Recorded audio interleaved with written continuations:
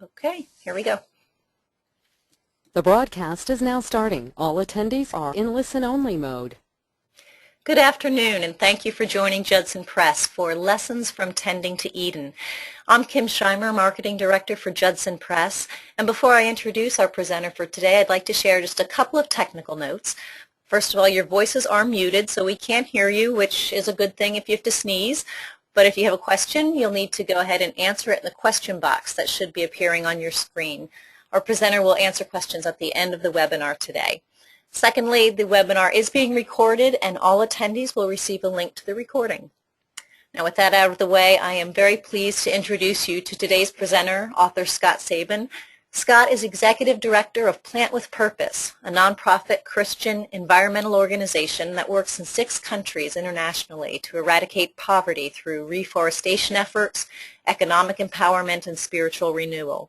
Scott has been published in a number of periodicals, including the New York Times, Christianity Today, and the San Diego Union Tribune. He is currently a contributing editor to Creation Care magazine and a national speaker in the Creation Care movement. Earlier this year, Judson Press published Scott's first book, Tending to Eden, Environmental Stewardship for God's People. Tending to Eden was a finalist in the environmental category of the 2010 National Indie Excellence Awards, and we're currently waiting to find out whether he's a winner for the Missions and Global Affairs category of Christianity Today's 2011 Book Awards. We already know he's a finalist.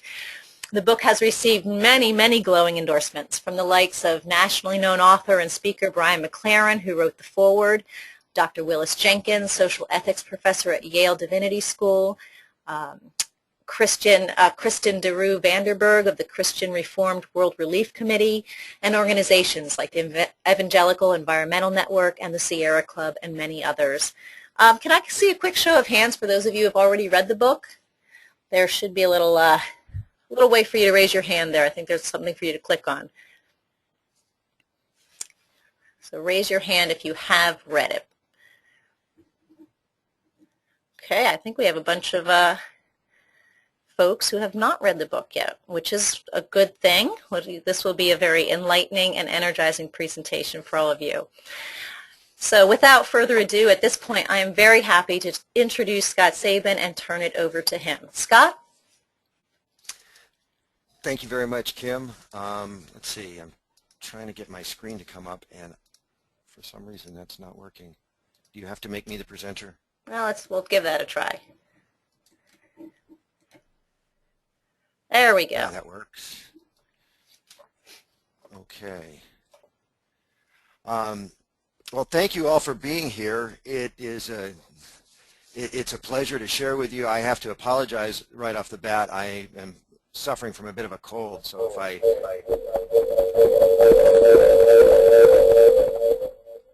I break into uncontrollable coughing, that's the reason. For me, this whole thing, for me, this is where it started. This is the Guatemala City dump, and in 1991, as I was working on a master's degree in international relations, I needed to complete a foreign language requirement, and so I spent the summer studying Spanish in Guatemala, and God used that time in just a remarkable way to open my eyes to issues of poverty, and it was specifically visiting the city dump.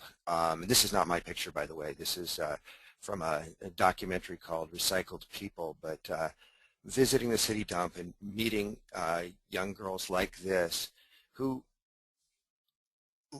basically made their homes in the city dump, picking through the trash, competing for the discards and the throwaways, that changed my life. And I walked away from that with a sense of needing to do something.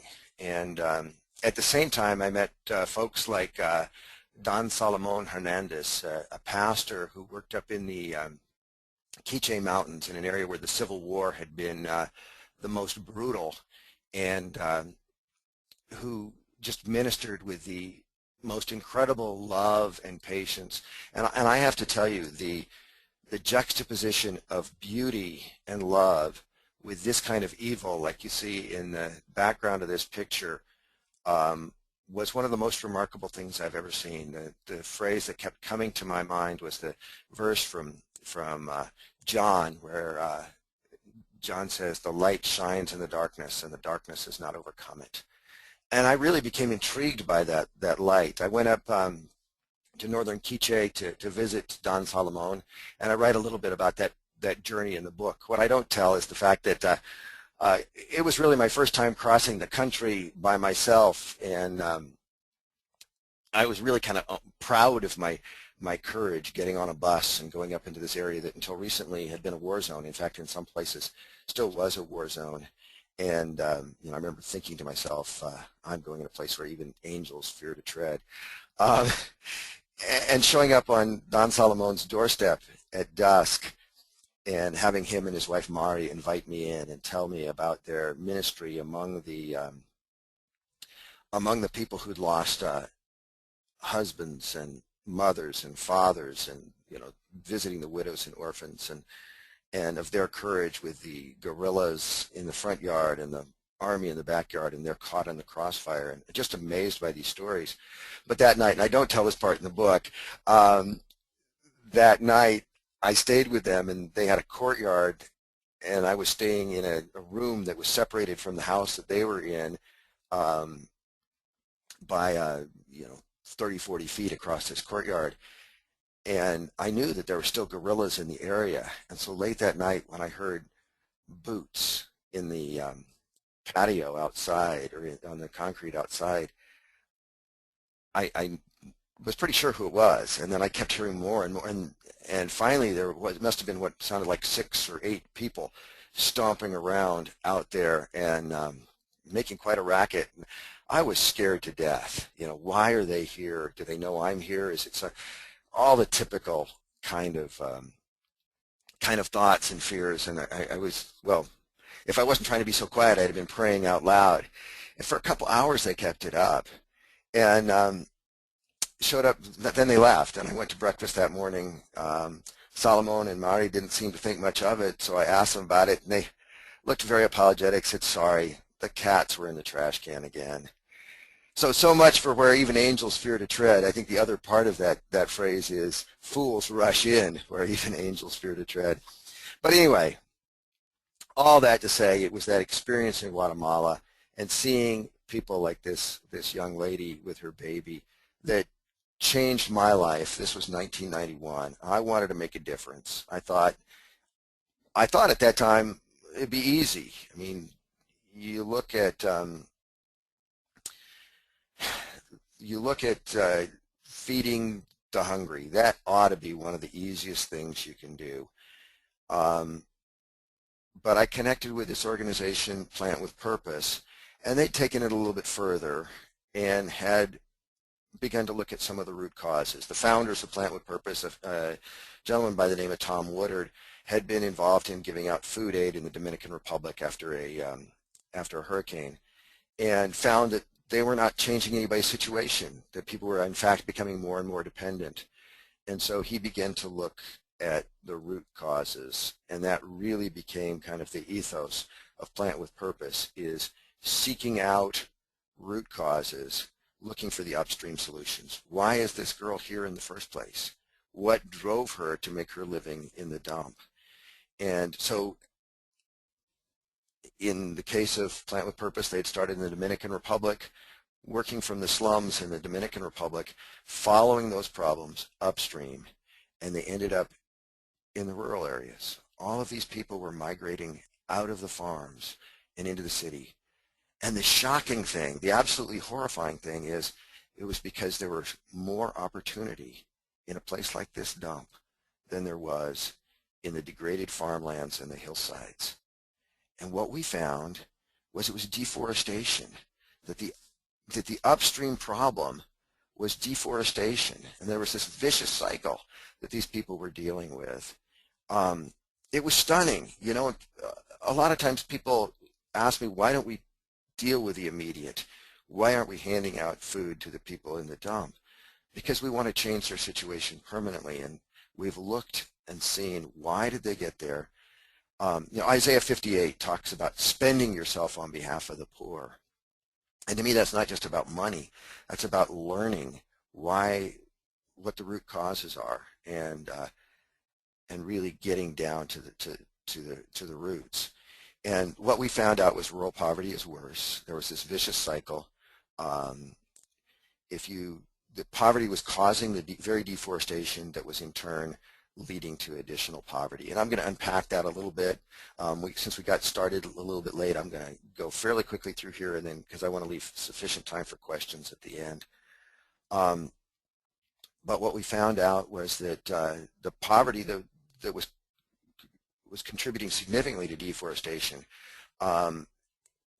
charcoal and fuel wood are the primary source of energy in a good share of the developing world. In some countries, it's as high as 90% of the energy comes from charcoal and fuel wood. But also in some places, it's the whole economy. It's the forest land is the source of new land for agriculture.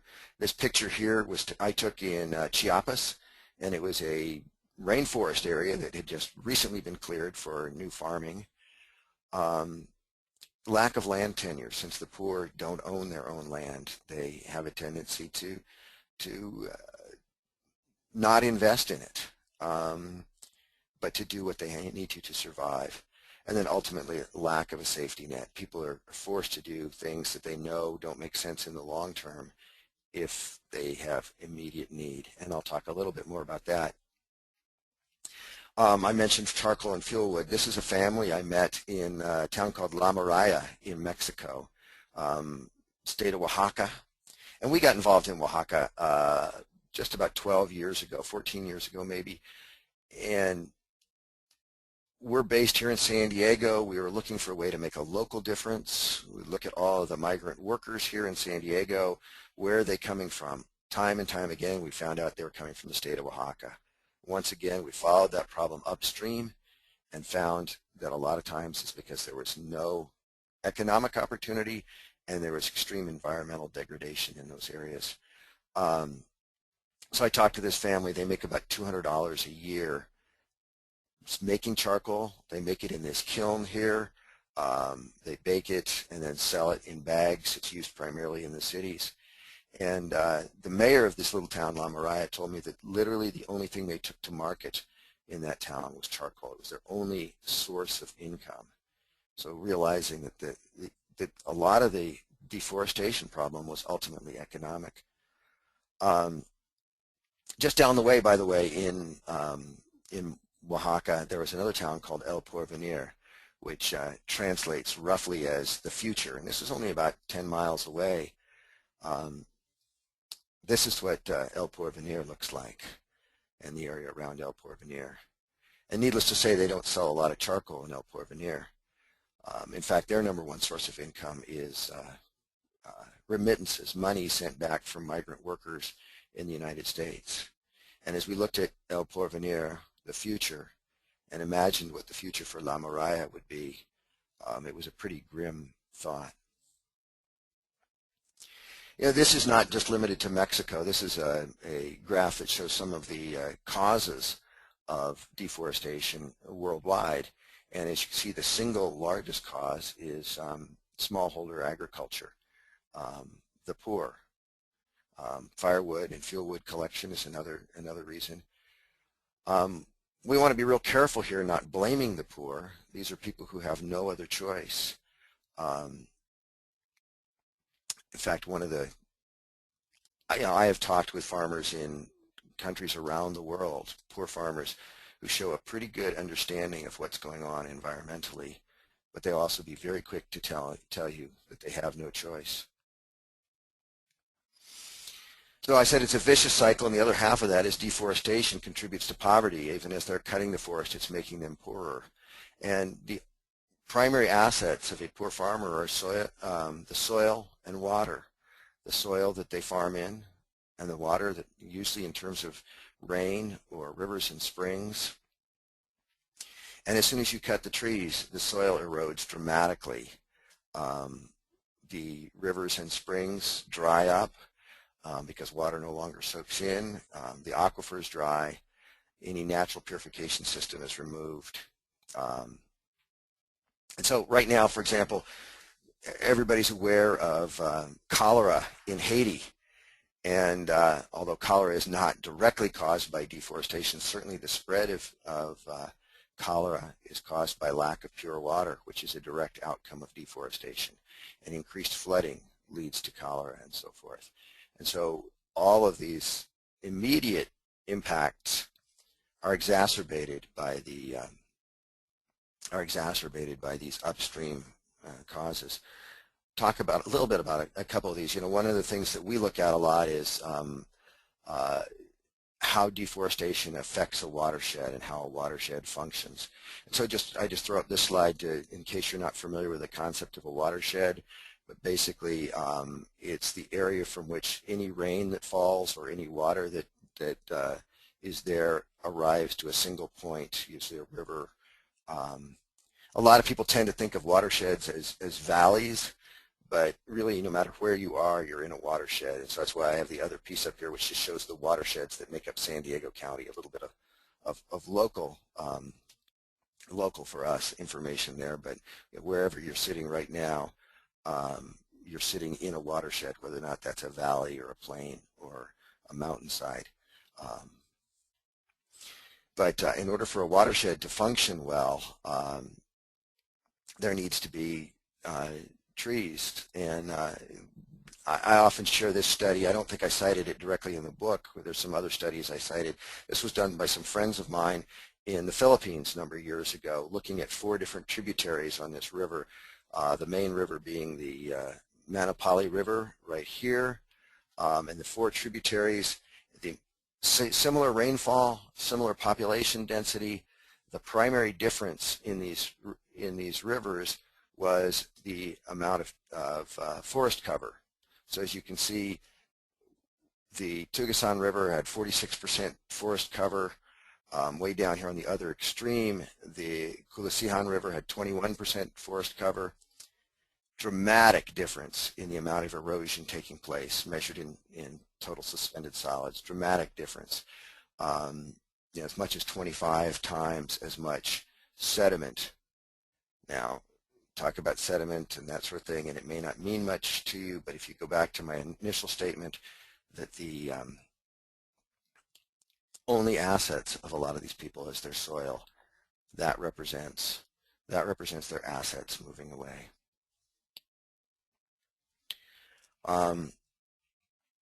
This provides a little bit more visual image of how that occurs when and there's so much emphasis, and I think it's a wonderful emphasis on water right now among missions organizations and among people around the world, but very little emphasis on taking care of watersheds.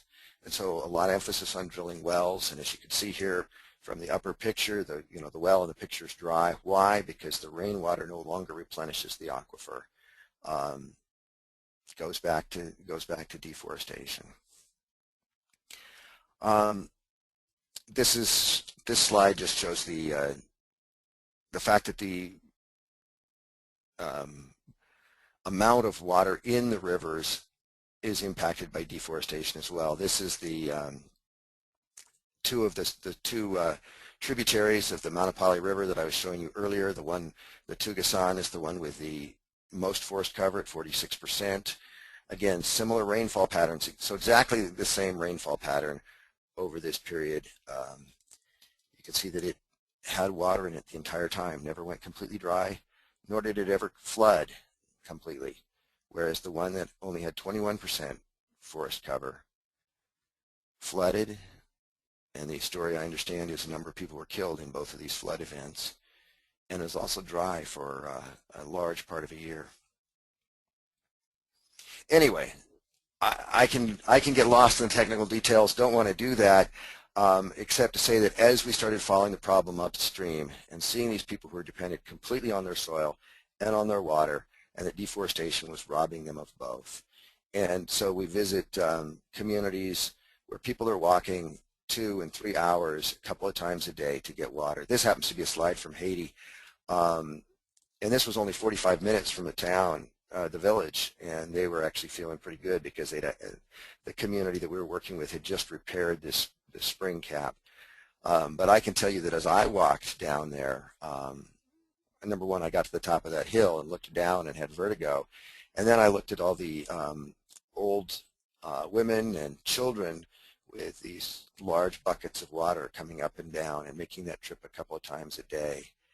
And you know, one of the first questions you might ask is, why are they building the city or the village so far away from the spring?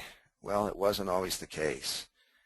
And a friend of mine, in fact, who's in Haiti right now, just wrote me yesterday about visiting a primary school there, and a lot of effort has gone into putting a new reservoir or holding tank so that that school can have clean water. And in the time that they've done that, the spring that fed that reservoir has dried up, and so it sits empty. And again, unless you take care of the watershed, that's going to happen. And I talk about the destruction to soil and water. A lot of people think of the catastrophic effects. This picture is of Go Naive, and I believe it was 2003. It was flooded a couple of times. Again, a large part of that is due to upstream deforestation. We work on the border between Haiti and the Dominican Republic in an area where several thousand people were killed in 2003 by flash flooding that originated on the Haitian side up in the mountains, where Haitian deforestation had prevented the rainwater from infiltrating the soil. And as the river flooded, ended up taking out half of the town of Jimini, the entire eastern half. In fact, I don't have that slide here, but it's a great slide. You can see it on Google Earth as well if you look at Jimini. Just dramatic what happened just in the course of a few minutes back in 2003. So we've been working on with both sides of the border because we recognize it's a trans-border issue. Well, one of the things that people ask at this point is, do you just need to teach people to do, not to cut down their trees?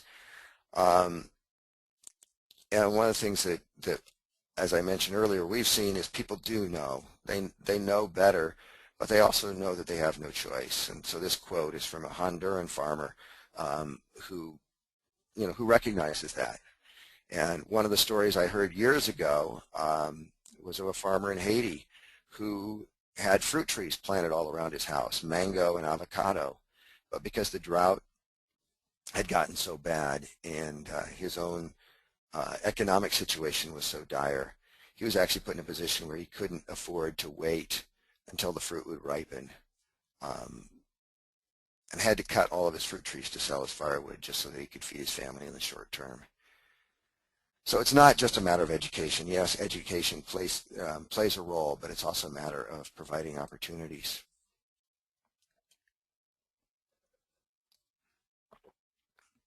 And so that's where we've gotten involved.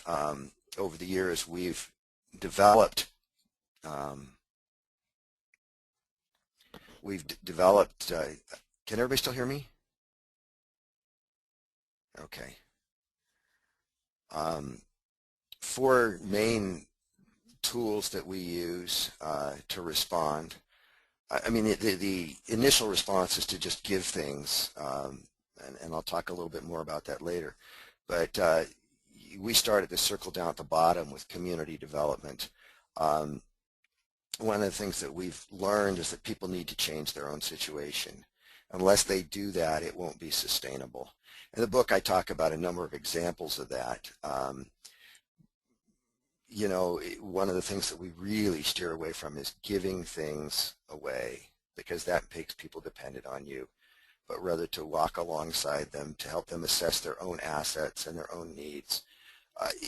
A great children's story of this is the old stone soup story, where the folks come into a community or come into a village and they ask for soup and the people say they have none. Okay, so the travelers say we're going to make stone soup, and they boil the stones, and gradually everybody comes and has something to contribute, and by the end of the story everybody's able to eat, and all the travelers did was catalyze the process. And this undergirds everything we do. And in a few minutes I want to talk about some of the universal lessons we've learned, but I think participation and ownership is one of those universal lessons. So in this picture, this is Edith Banzi, our Tanzanian director, working with a women's group in Tanzania and helping them to take ownership of some of the problems and some of their dreams in a community in Tanzania. Innovative agriculture and forestry is another thing that we use. We got our start years ago with agroforestry, and I'll tell you a little bit more about that, but that's where traditional agriculture and trees are combined. We've since branched out into different types of sustainable agriculture and community forestry, and tremendous amount of overlap between here and the participation and ownership ideas. There's just a wonderful article. In fact, if people want, I can send them the link for this, but a wonderful article yesterday about what is working and isn't working nationwide in Mexico fighting deforestation. And the conclusion was that the community forestry programs in Mexico are having a tremendous effect, tremendous impact, and the National Forest Reserve and Reforestation Program is actually having possibly a negative effect. And the conclusion is the local people are participating in the community forestry. They're empowered and they have ownership, whereas the national reforestation program, there is no ownership. The trees are dying, and overall it's turned out to be a big waste of money. This is an area where we've learned as well that there's just so much that can be done. I think in the United States we've learned one way to do agriculture, and God's creation is so much more diverse than I think we know, and we're applying lessons from all over the world, and as I see those take effect, it gives me a tremendous amount of hope for different ways that things can be done. That, steep hillsides where farmers are actually worried about falling out of their farms can become lush gardens producing a number of different things. Let me show you a couple examples. This is in Tanzania. This is a chaga home garden. It's a agroforestry system that works on a number of levels, where you might imagine a normal farm to just have corn or beans. This has root crops at the lowest level, coffee at the next level, and bananas, avocados, and timber trees and other fruit trees above that. So they're actually farming on 4 different levels here. Another example that shows, well, I'll get to that in a bit, but there's another example in Thailand that shows just some of the tremendous ways that diversity can work together.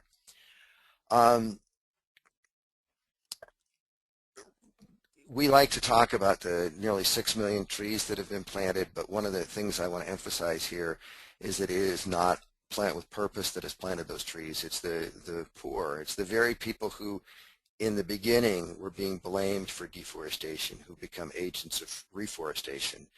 And I love that. I mean, to me, that's a kingdom example, of the last becoming first. Those who are being villainized as the agents of deforestation have become the heroes of the story. The next piece in our solution is enterprise creation. We learned that you can't address environmental issues without addressing economic issues. In fact, we learned early on that if you address just the environmental side of things, desperation and poverty will beat you. And if you address just the economic side of things, ultimately the environmental side will beat you. The case in point would be the example I told you of the school in Haiti that has a brand new reservoir, not directly economic, but an effort to make their lives better, where the environment ended up beating this. And so we work on both together through microfinance, and recently we have found a microfinance model that I think is even more in keeping with the stone soup idea. It's called Well, we call it VICOBA. I talk a little bit about it in the book, but in most traditional microfinance, an organization like Plant with Purpose, like Plant with Purpose would become the bank, and we would make loans. That's the way Grameen Bank and others work, and it's a good system, but it requires a lot of infrastructure on the part of the nonprofit organization, and we figured that we did not have that kind of ability to build that kind of infrastructure. So we used this model called VSLA, Village Savings and Loan Associations, or what we call VICOBA, and bring together groups of women, about 30 women, not entirely women, but primarily women, 30, and they go through a 12-week intensive training program. And during that time, they each will contribute between $1 and $3 each week. And at the end of their training program, that money that they've contributed, which is now several $100s, becomes the money that they can make loans with. Since the borrower pays back their loan at interest, those who've contributed are contributing to a savings account that's actually paying interest. So it provides the need for secure savings accounts. It provides interest to those savings accounts, and it provides loan opportunities for those who want to start small businesses, like this woman here in the Dominican Republic who's opened a small store with a loan that she's gotten. There's more. I can talk about that later, but I leave that open maybe for the question time if people want to hear more about that. The final piece of our circle is discipleship. It's what completes the circle. We're a Christian agency. I'd like to say that a lot of that comes from deep theological reflection, but it's also very practical. One of the things that we found in the early days in the Dominican Republic is that you can improve somebody's economic situation and you can take care of the environment, but that doesn't bring about the transformation that we're looking for. And in fact, sometimes it actually had negative impacts. People all of a sudden would have more income than they'd ever had before, and they'd spend it on alcohol, or they'd spend it on television, or in worst case scenarios, a lot of the male farmers that we're working with would suddenly take mistresses and have second families, etc. And so that wasn't really what we were talking about or hoping for when we were talking about development, and realized that transformation comes internally. And I mean, there's so many examples I can give of this. One example I will give, and I share this in the book as well, is it really helps to change people's behavior all the way around. This is a picture of the half-mile strip in Tanzania. We work on the slopes of Mount Kilimanjaro, and between Kilimanjaro National Park and the Chaga Home Gardens that I was showing you earlier, the communities that we work in, is this half-mile strip of supposedly community-managed forest. Well, you can see what a great job of community management has been done here.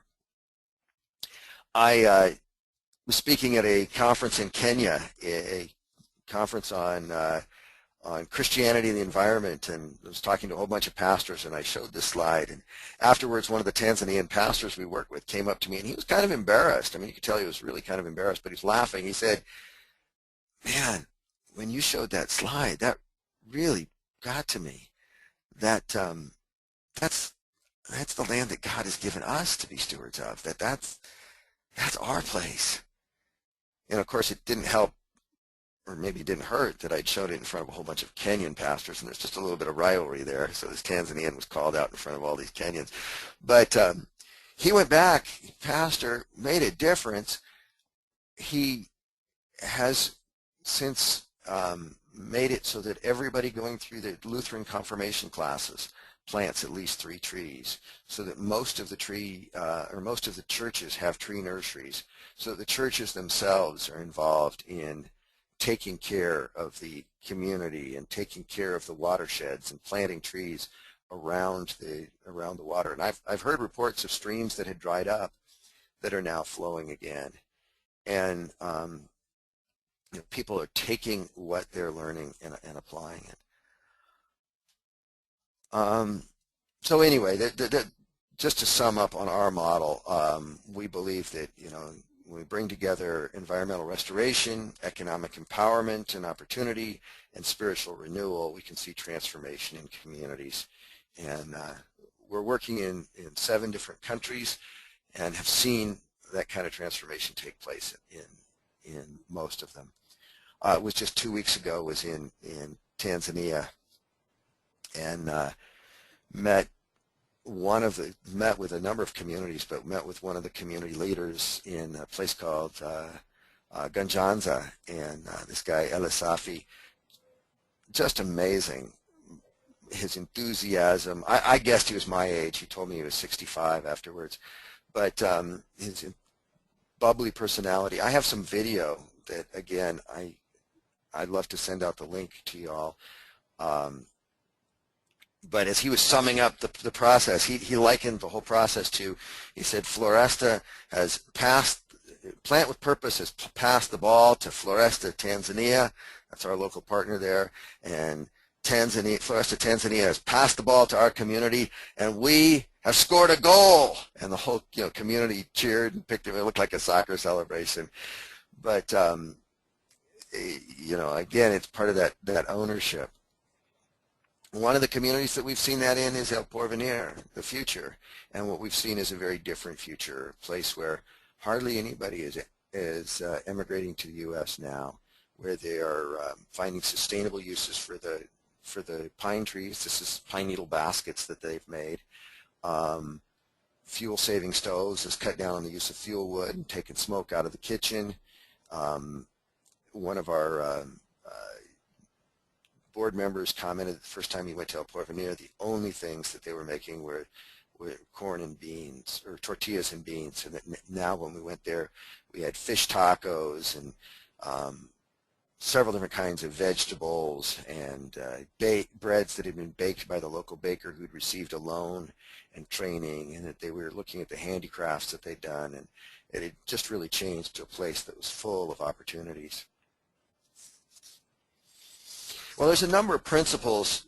When I first began working on Tending to Eden, my expertise was the area that I was talking about just now. The things that are happening in Africa and in Mexico and so forth. And I really didn't know that much about global environmental issues, nor did I know much about domestic environmental issues. But one of the fun processes in working on the book was learning how much of the principles that we have learned can be used everywhere. That really makes sense. The first of these is diversity. As I mentioned, creation is just so much more abundant and diverse than we know, and we have a tendency to think of farming as something you do with big machines on flat lands. I'm going to skip ahead one slide and then come back, but this is a farm, not the rice in the foreground. That's obviously a farm, but the hillside beyond it. I talk a little bit about this in the book, but there was a old hill tribesman that we visited in Thailand, who took us around this hillside and must have been growing about 20 to 25 different products, things to eat, things to sell. I lost track of how many things that he handed for me to put in my mouth and eat, chewing on tea leaves and eating jackfruit, and those are just 2 of the probably 15 or 20 things that I can remember and name. All sorts of things that I couldn't name, things that he was selling, rattans and so forth. And then he told us that hillside, the one that you're looking at in the slide there, had been basically barren, that they'd been growing upland rice, and it had very low fertility. And now it's what they call a forest garden. And all of this diversity helps to make it sustainable, whereas the rice can only be grown a couple of seasons before the soil is depleted. This much more diverse farm can be grown indefinitely. And so the more diversity there is, the healthier and more sustainable farms are. And I think we are learning that here as well.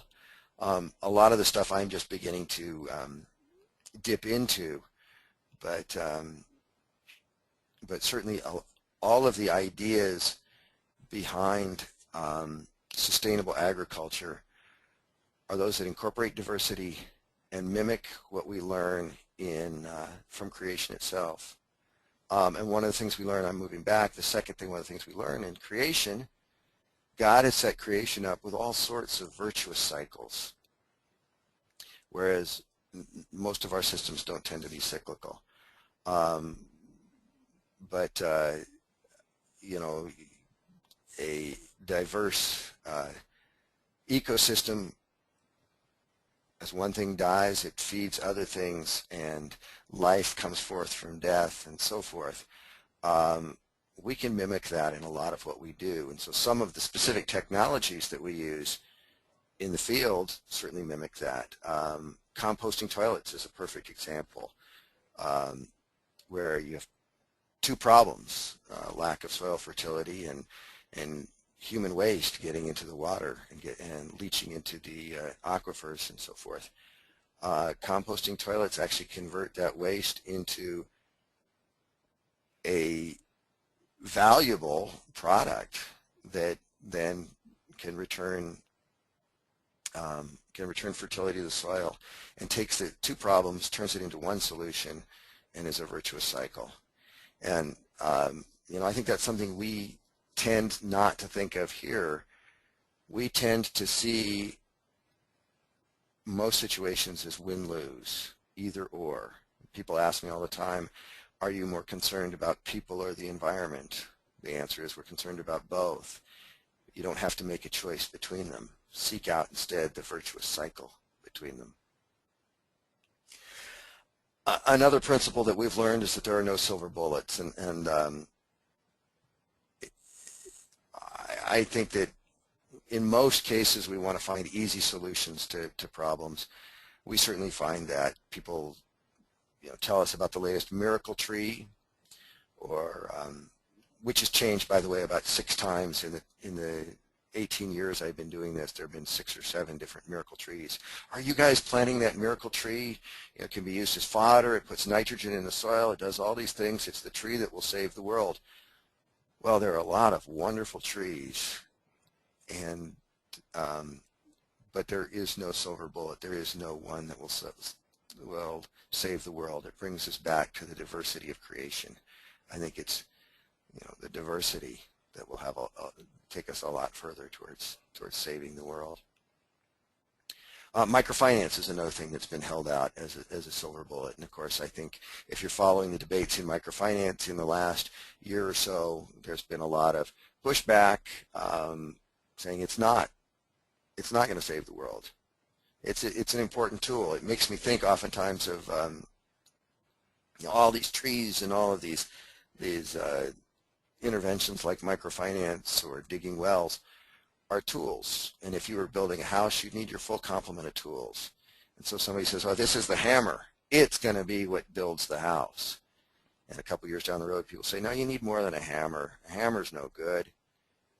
We have to keep in mind that all of these are important tools. There are no silver bullets. The next thing, and this is a big soapbox for me, is it requires more than good intentions. As we have learned more about poverty and how complicated it is, that it's not just the lack of things. We have realized that we need to understand the poor in order to do anything. I'm going to skip ahead. This is my own slide for that. This was a church-donated bulldozer in Haiti that had been hardly used at all. I think church members had said, hey, would you guys like a bulldozer? And of course, when we, the wealthy donor, offer something, people aren't going to say no. And so at great expense, this bulldozer was shipped down there. And at the time I was there, it was probably serving as a pretty good germination bed for trees, maybe. I understand it's since been sold for scrap. But well-intended amateurs tend to waste a lot of time and effort and money. And on the one hand, I think one of the most exciting things that's going on in the U.S. and in the church today is the fact that more and more people are getting involved and wanting to make a direct difference and are going and but there's also a lot of wasted effort and some big debates in this area. You know, one of the reasons that there's so much debate over the effectiveness of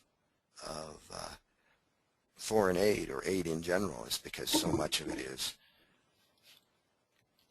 given by well-intended amateurs or even well-intended professionals, but who haven't bothered to understand the actual problem of the communities that they're dealing with.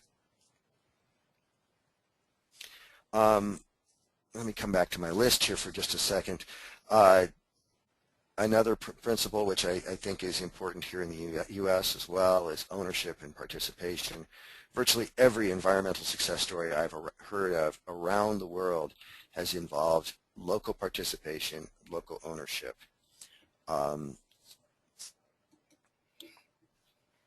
I think too often the knee-jerk response to environmental issues is to fence it off, to create reserves, to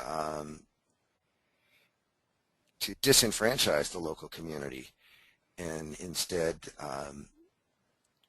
the local community needs to see a direct benefit. They need to have ownership of what's going on. They need to participate. I think that can be applied to our environmental issues here in the U.S. as well. And it can be applied to our work. One of the things that I've come to realize is that resolving environmental issues and resolving issues of poverty is not just about us collecting money and doing things for the poor, that the people on that end need to be involved. They need to have full ownership and participation. And the people on this end who are just as important, the donors, the foundations, the individual supporters, need to have full ownership and participation. That it really is a community effort from start to finish. And then the last principle is what I call the 5 loaves and 2 fish principle. And I think I came to this wanting to save the world. It sounds arrogant, sounds grandiose. I think, though a lot of us, if we admit it, that's where we come. People say, I want to make a real difference. I don't want to just pray for people. I don't want to just write a check. I don't want to just recycle. I want to do more. I want to make a real difference. And it's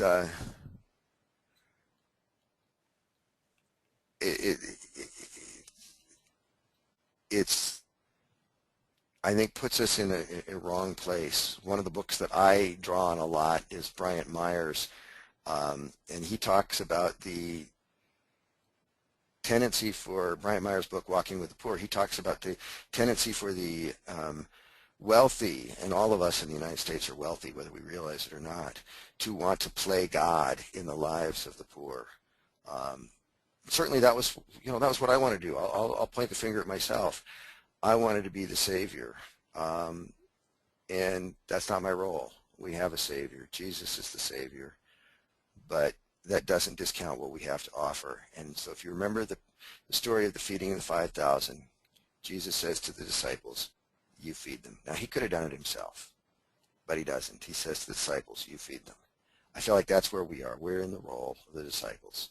And Jesus is saying to us, you feed them. Just like the disciples, we look at this problem worldwide and we go, oh, this is way beyond our capacity, way beyond what we're able to do. But in faith, the disciples turned to the local community, or in this case, it was a young boy who came forward with his 5 loaves and 2 fish. And what's key about those 5 loaves and 2 fish is that they were both wholly inadequate and everything the boy had to offer. And as a result, the raw material for a miracle was supplied. So I think when we list the statistics, and obviously we're out of time, so I don't have time to do that today. We talk about poverty. We talk about the, billion people with lack of access to clean water. We talk about the rate of deforestation. We talk about climate change. It's easy for your eyes to glaze over, say there's nothing I can do, and miss the fact that Jesus is saying, you feed them. And in faith, we can come out with our 5 loaves and 2 fish, which might be something as simple as changing the way we buy things, not throwing away as much food. I'm thinking about things that impact my own house, not recycling, little things like that. Yeah, that's not going to change the world by itself, and people will be happy to tell you that, but it's a first step. Other things that you can do, and let me skip ahead here, is spread the word, encourage creation care in your own congregation. Certainly tell people about the book. We would love to have you review, buy the book, review it on Amazon, recommend it to your pastor. We would love to come out and share with your pastor. I have a presentation I do. Would love to come anywhere to do that. And again, these are little things, but don't discount the little things. It's the 5 loaves and 2 fish that ultimately I think are going to change the world. There's other ideas on our website, so visit us at plantwithpurpose.org. We have an online gift catalog, which is another great idea. I have almost run down to, so we've got about, looks like 6 minutes left or 8 minutes left. I'd love to answer some questions now. Okay, Scott, we do have a few questions here. Well, first of all, since you were just talking about, a lot about the connection between poverty and the environment, what biblical references do you have to support that, or that talk about that? Well, as far as taking care of creation, taking care of the environment, that is a theme that runs throughout the Bible, starting with Genesis 2:15, where God puts Adam in the garden specifically to tend and keep the garden, and the theme carries throughout. But specifically relating poverty to the environment, my favorite is Isaiah 41 verses 17 through 20, and I actually had a slide in here with that on it, and I took it out. But in that, God, speaking through the prophet Isaiah, says, "The poor and needy seek water, but there is none. So I, the Lord, will answer them. I will plant in the wilderness." I'm paraphrasing here. "I'll plant in the wilderness the cedar and the acacia, the myrtle and the olive tree. I'll set in the wasteland the box tree," and then he lists a couple of other, and so forth, "so that they may see and know, consider and understand that the hand of the Lord has done this." What I love about that passage, it completely foreshadows what we're trying to do. The poor and needy seek water, but there is none. So the basic problem is water.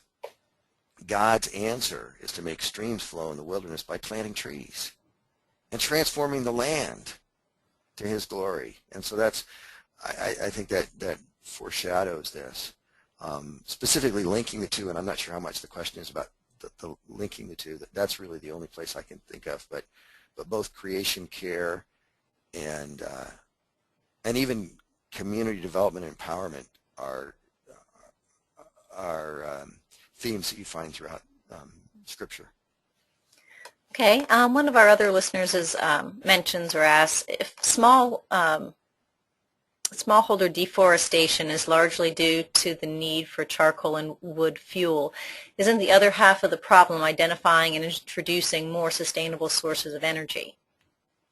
Absolutely. And that's a problem. It's sort of if you were thinking analogously of the drug problem, it's the demand side as people be buying the drugs. Doesn't always occur in the same place. An awful lot of the demand for charcoal and firewood is in the city. So all the charcoal leaving the hillsides where we work in Haiti, for example, is ending up in the city. Now that doesn't mean that we discount that, and so one of the things that we're doing is working a lot with fuel-saving stoves that cut down on the use of firewood by 50 to 60%. but we're, yeah, again, to make it analogous to the war on drugs, we're working with the cocaine growers to provide alternative crops, alternative sources of income. In this case, we're working with the charcoal makers to provide alternative sources of income. But yeah, certainly the demand side is an important part of that side as well. Okay. One of our listeners wants to know if, I think based on your use of the expression following the problem upstream, they asked whether that was going to be the title of your next book. So I don't know if you've started that next book yet, Scott, but we have a title suggestion. I think that's fantastic. Kim, we need to talk about this. I've bounced around some ideas, but yes. I think that's great. Okay. Well, how can folks get involved with your organization? Do you use volunteers? What can they do to actually, I think you've definitely sold us all on the wonderful works of Plant with Purpose. So how could we get involved with you? Yeah, we can use volunteers. We can use local advocates. We use volunteers here in our office. As I said, it's just spreading the word. Probably the quickest and easiest thing would be recommend the book to your pastor or to your friends. But if you want to get more involved, call us 858-274-3718. Corbin, our volunteer coordinator, has a host of ideas, but we'd love to have you working alongside us. Okay. Well, and you mentioned recommending the book. I want to let folks know that the book is available. You can order it from judsonpress.com, but you can also, I've never done this before, Scott, just for you. Plant with Purpose does have it on their website, and if you order through them, it's a link to Amazon, right, Scott? Yeah. Okay, so it links to Amazon, but a portion of the sales come back to support Plant with Purpose as an organization. So it benefits the organization if you order the book directly through them. So again, the website address is up there on the screen, plantwithpurpose.org. Ordering it through them really helps them out. And certainly if you've already read the book, or once you do read the book, please do leave a review on the website, on Amazon.com. Leave one on the Judson Press website as well. We would love that.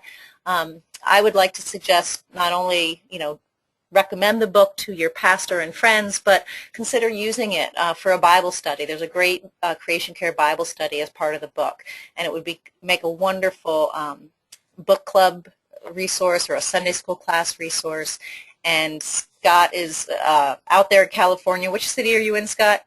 We're in San Diego. Okay, so in the San Diego area, he could probably come out and visit you and speak to your group. If you're on the East Coast, I bet we could do, even a conference call and put him on speakerphone, and you all could talk to him and ask questions about the book. I think that's a great idea. I'm also supposed to mention that Scott's going to be in the Orange County, Los Angeles area the week of February 15th to the 20th. And if you'd like to invite Scott to come and speak to your group about tending to Eden and the work of Plant with Purpose, we could put you in touch about that as well. Guess I would just like to wrap it up by saying that, again, if you're looking for ways to support Plant with Purpose, you can go to their website, plantwithpurpose.org/gifts. They have an online gift catalog, and you can shop for trees, animals, eco-stoves, and other items that will benefit the communities they work with and benefit the organization too. So, Scott, any last words? I just want to thank everybody for hanging in there with me, especially through the technical difficulties at the beginning. And, again, if you have any more questions, feel free to give us a call. I'd love to continue the dialogue. Thank you so much. Okay, thank you, Scott, and thank you, everyone, for joining us today. And have a wonderful, most blessed Christmas season. Thanks so much. Bye-bye.